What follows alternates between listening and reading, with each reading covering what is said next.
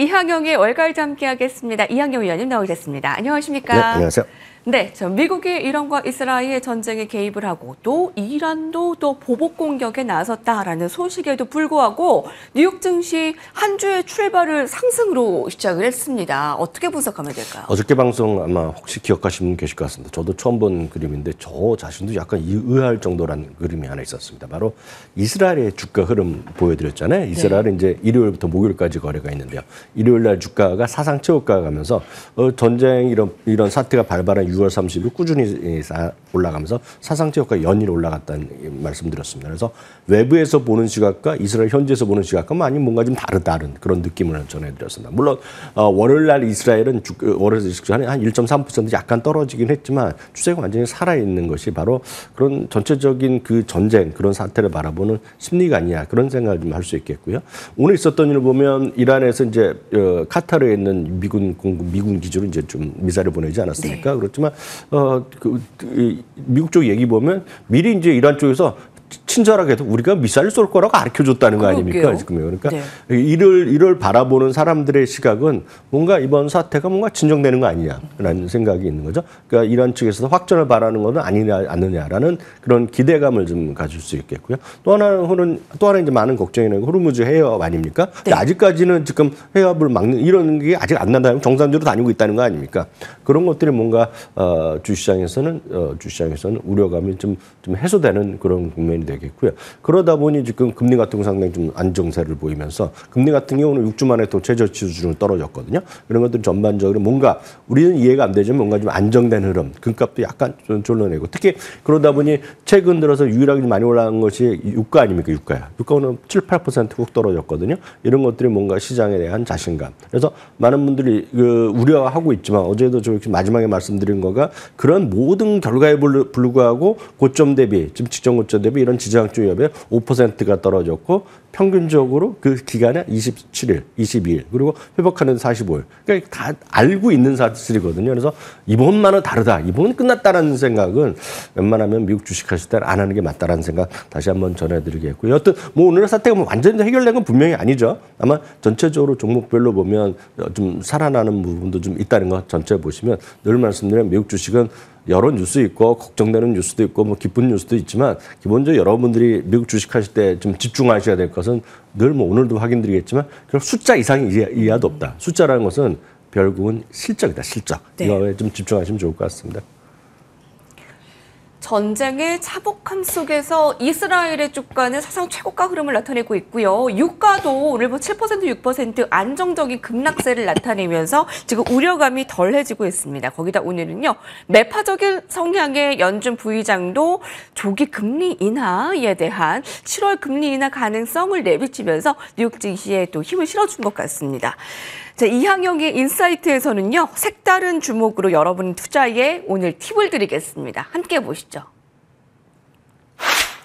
다시 뜨는 캐시우드의 아크인베스트. 자, 캐시우드라면 혁신 투자의 대명사라고 알려져 있는데 신규 종목을 발굴한다라는 뭐 차별화가 있지만 뭐 미래 성장성이 높은 신성장 분야에 진입을 한다라는 장점이 있지만 변동성이 워낙 크기에 좀 개인 투자자들이 좀 접근하기에는 쉽지 않았습니다. 최근에 다시 주목받고 있다고요. 굉장히 흥미롭네요. 네, 캐시우드면 우리나라에서 이제 돈나무, 캐시가 이제 현금이기 때문에 돈이기 때문에 돈나무라고 불리고 돈나무라고 엄청 인기 있다는 것은 미국에서도 그런 우리나라에서의 캐시우드의 열풍, 특히 미국 시장은 초반 많이 좀 부밍했을 때 초반에 있었던 인기를 그럼 빗대면서 한국 시계로 돈나무라고 불릴 정도라는 건 미국 언론에서도 많이 다뤄졌던 그런 기억이 있습니다. 그렇죠. 그때가 정확한 게 2020년 팬데믹 직후부터 주가는 많이 올라갈 때입니다. 테슬라도 올라갈 때인데요.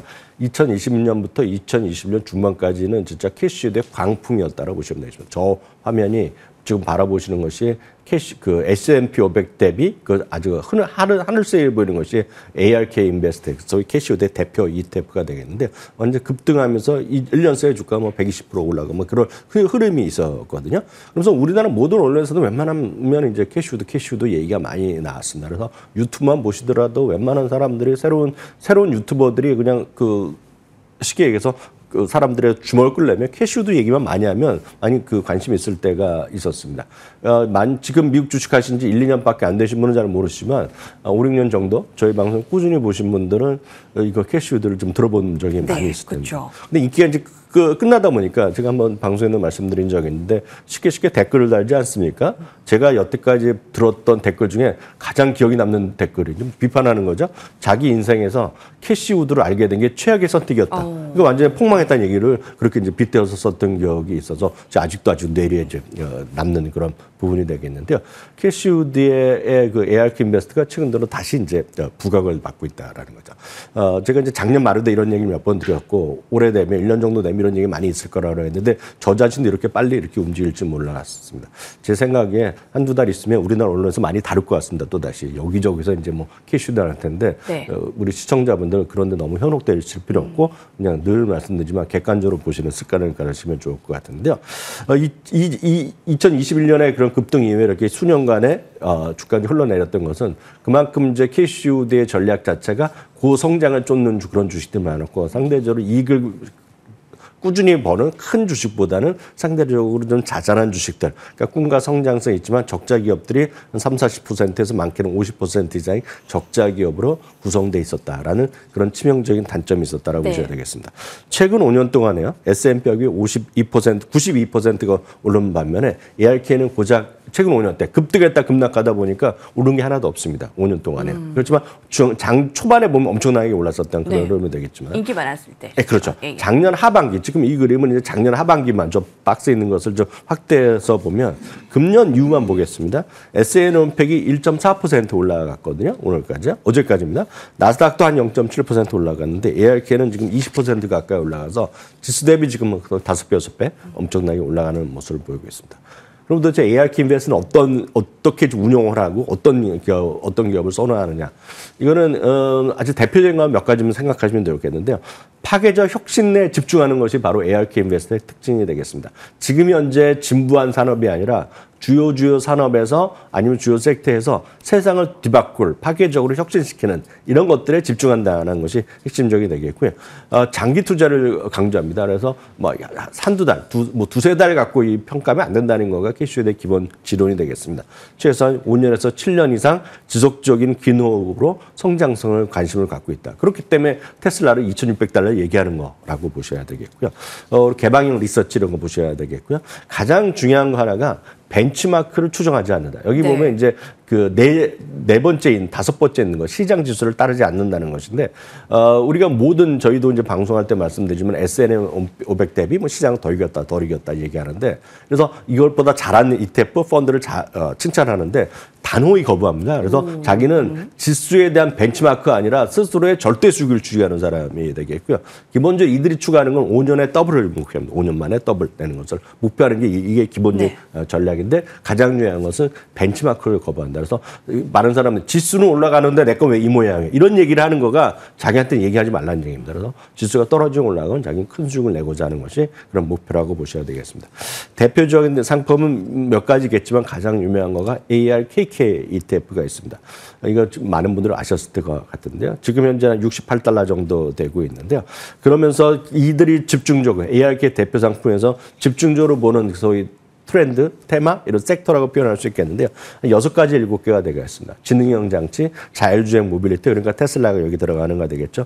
정밀 치료, 신경망, 차세대 클라우드, 디지털 자산 이러니까 많은 분들이 얘기하는 비트코인 관련된 거는 많이 갖고 있다라고 보셔야 되겠고요. 스마트 계약 그리고 멀티오믹이라는 건 이제 바이오에서 합쳐가 다양한 것처럼 해갖고 막 한다는 거 약간 어려운 개념이 되겠습니다. 신경망 이렇게 되겠고요.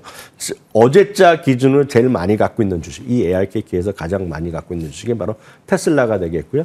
코인베스 그리고 최근에 더 부각되고 있는 서크리스턴에서 언제 갖고 있는지 모르죠. 벌써 이렇게 사갖고 이렇게 수익을 내고 있다라고 보셔야 되겠고요. 로블록스 템포스AI 그리고 여러분들 좋아하시는 팔란티어, 로비는 쇼피파이 같죠. 최근 들어서 핫한 건 여기 다 몰려있는 것이 되겠고요. 지금 또 많이 좋아 보이지만 주가 떨어지면 또 유의하실 그런 종목들이 많이 포함되어 있었습니다. 또 ARKK가 가장 대표적인 거 되겠고요. 그 중에서 조금 더 특화돼서 예를 들어서 방위 산업을 특화한다, 인터넷을 특화한다, 바이오를 특화한다 이런 여러 가지 더 추가적인 ETF들이 있는데요. 가장 대표적인 것은 ARKK ETF다라고 일단 참고하시면 좋겠습니다. 네.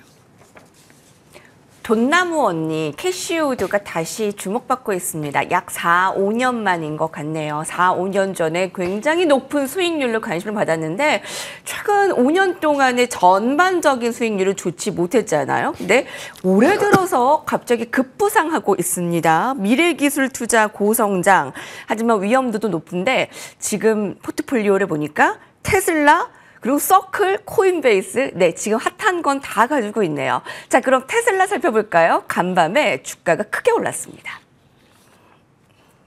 네, 오늘 10% 넘게 오르는 움직임을 보면서 놀라셨을 겁니다. 오늘의 오스틴에서 10대에서 20대의 차량을 운행했는데 많은 팬들도 영상을 막 올리면서 지금 핫한 분위기를 연출하지 않습니까? 머스크가 그런 고조된 분위기를 전했네요. 네, 맞습니다.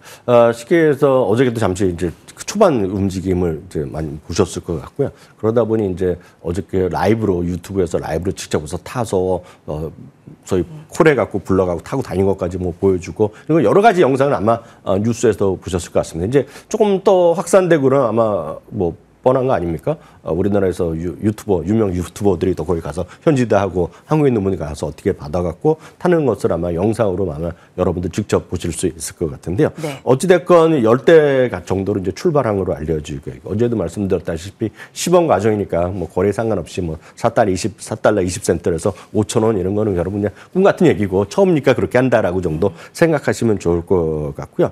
결국은 시장 잠재력에 대해서는 각자 좋아하는 사람들과 부정적으로 보는 사람 앞선 코너에서 들으겠지만 각자 시각이 다를 수밖에 없습니다. 머스크야 자기네가 스스로 하는 사업이니까 네. 좋게 얘기할 수밖에 없겠죠. 10년의 결과가 이제 드디어 나오기 시작했다는 얘기 나오는데 이게 무슨 얘기냐면 벌써 10년 전입니다. 2016년, 17년에 그때 했던 얘기가 그때 했던 얘기입니다. 그때 2016년, 17년에 한 행사장에서 일론 머스크가 뭐라 그랬냐면 2035년 앞으로 20년 후가 되면 자동차 자체가 불법이 될 거라고 얘기했고 그 당시에 보면 3년 안에 출시한다 그랬거든요. 3년이 지난 거가 지금 10년 만에 지금 나온 거다라고 보셔야 되겠습니다. 그래서 어찌됐건 그 사람 얘기는 10년 만에 자기의 10년 동안 노력이 드디어 나오기 시작했다 얘기하는 거가 되겠고요. 시가총액 지금 1조 달러입니다. 참고적으로 아시면 좋겠습니다. 1조 달러인데 앞으로 이제 자기네가 생각했을 때는 5조에서 10조 달러의 가치가 올라갈 것이다. 그러니까 일론 머스크의 그냥 자신감이라고 보셔야 되겠고요.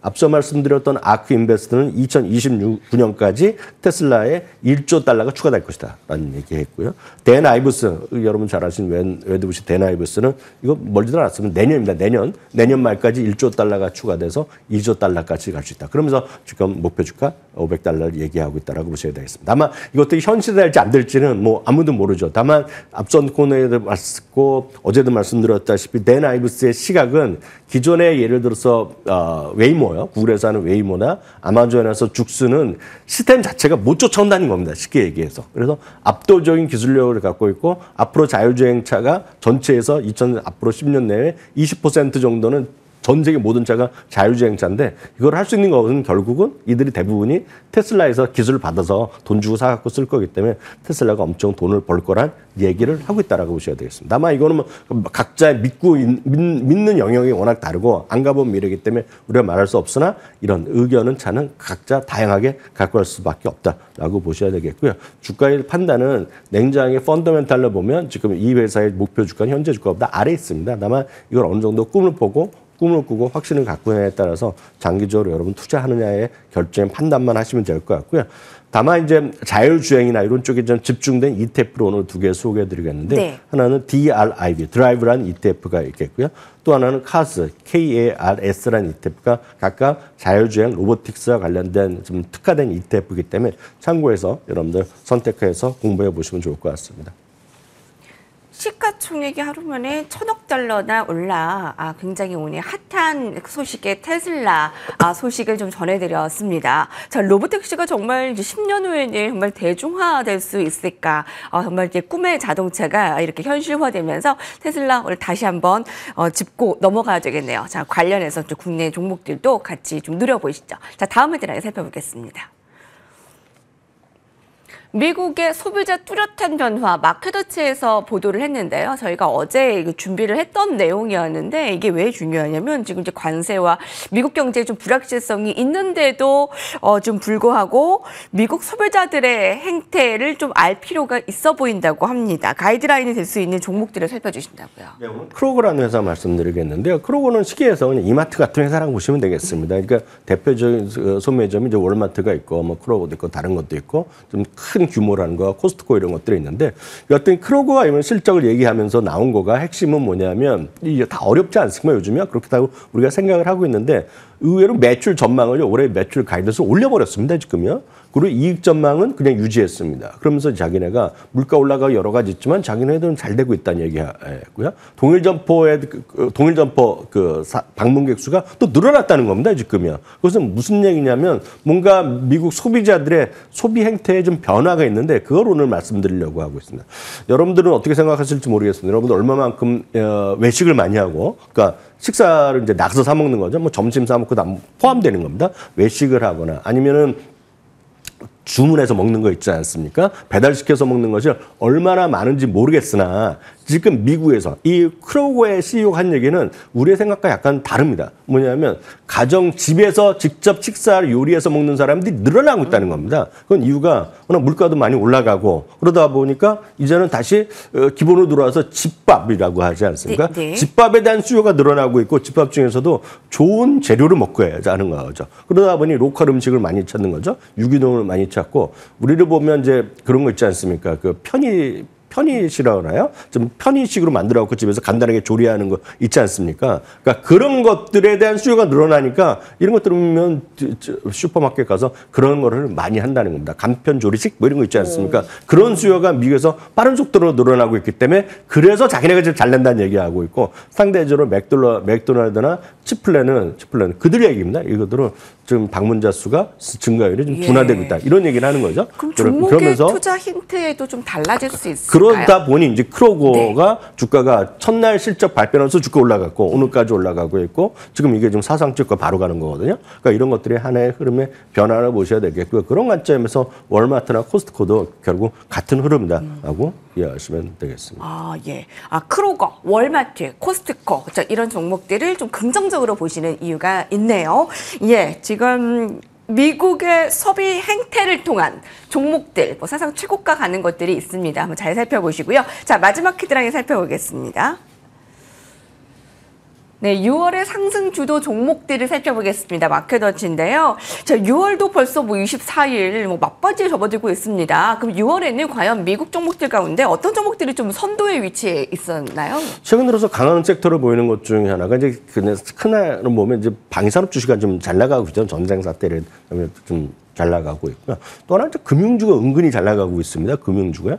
금융주는 아마 그 금융업종을 달라서는 규제 완화가 이번 주 중반 이후에 상당한 미국에서 지금 월가에서 이슈가 되고 있습니다. 우리 시장에서 뭐 전혀 여러분들 관심이 없지만 은행주가 올라가는 게 하나의 흐름이 되겠고요. 또 하나가 IT인데 IT 중에서도 뭐 여러분들 좋아하는 팔란트 이런 거 제외하고더라도 마이크론 테크놀로지와 AMD가 잘 나가고 있는 게 오롯이 결국은 AI다는 거죠. 그러니까 한쪽에서는 무슨 소비의 변화도 있지만 이 미국 끌고 가는 힘은 전쟁이건 뭐건 간에 AI, IT 이게 핵심이라는 관점에서 주목할 주식을 마이크론 테크놀로지, AMD, 엔비디아 이런 것들이 여전히 차지하고 있다는 관점에서 IT에 대한 비중은 여전히 꾸준히 좀 관심을 갖고 고쳐야 될 것 같고요. 거기서 오늘 마켓워치가 뽑은 주식들은 이 정도가 있다는 거 참고하시면 좋을 것 같습니다. 6월 증시를 선도하는 탑 20개 종목들 한번 쫙 캡처해서 살펴보시면 7월의 힌트가 또 될 수 있지 않을까 싶습니다. 감사합니다.